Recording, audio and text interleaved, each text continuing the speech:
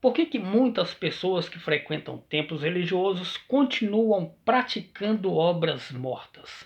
Por que que essas pessoas continuam a praticar aquilo que Cristo pôs fim na cruz?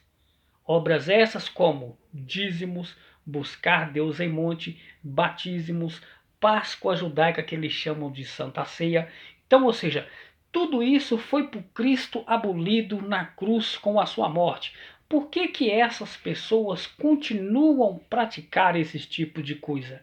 A resposta está em 2 Coríntios 3,14, que diz assim: mas o sentido deles se embotaram, pois até o dia de hoje, quando fazem a leitura da antiga aliança, o mesmo véu permanece, não lhes sendo revelada que em Cristo foi removido. Então, ou seja, quando se ler de Malaquias para trás, né, a pessoa entende que tem que dar dízimos, que tem que fazer jejum, que tem que buscar Deus no monte. Por quê? Paulo estava falando aqui aos Coríntios que, lembrando que nesta época aqui, tá, não existia Mateus, Marcos, Lucas, Romanos, então, ou seja, Paulo estava falando de Malaquias para trás. E isto não mudou nos dias de hoje, porque esses que se dizem pastores, tá, eles fazem a leitura da antiga aliança como Malaquias, né, como Levítico, como Êxodo, vou colocar Mateus, Marcos, Lucas e João, porque além de ser livros históricos, ainda é livro da lei, porque Jesus de Nazaré, lá em Mateus 5,17, ele disse que não veio para destruir a lei, ele veio para cumprir a lei. Portanto, todo o seu tempo de existência, Jesus de Nazaré estava em cumprimento da lei. Então, ou seja, meus amados, quando lê os livros da lei, a pessoa entende que tem que dar dízimos. Quando se lê Mateus, a pessoa entende que tem que ser batizado. Mas o verdadeiro significado do batismo, como a lei era a sombra daquilo que viria, todo cordeiro tinha que ser lavado até as entranhas. Então, como Cristo ele veio, tá? E ele era o verdadeiro cordeiro, ele precisava ser lavado para ser sacrificado. Então Jesus, ele era o verdadeiro cordeiro que era representado pela lei. Este é o verdadeiro significado do batismo. Então, ou seja, essas pessoas que praticam isso aí, ele está ignorando o que está escrito lá em Romanos 6,3, que fala que não sabeis vós que nós somos batizados é na cruz de Cristo. Então, ou seja, meus amados, por isso que essas pessoas não entendem. Olha o que está escrito em 2 Coríntios 3,15.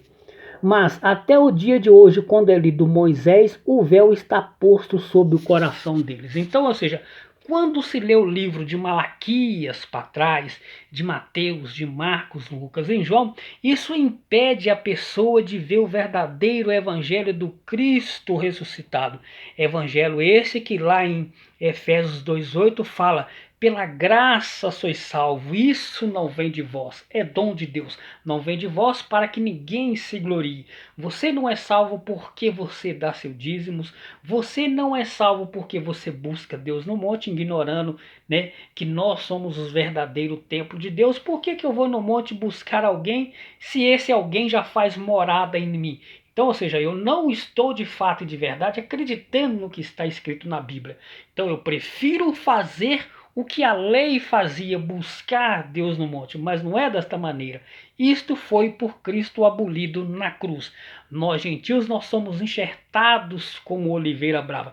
Nós somos salvos pela graça, é pela fé, ok? Então, ou seja, meus amados, por isso que essas pessoas não conseguem entender o verdadeiro significado da morte de Cristo na cruz.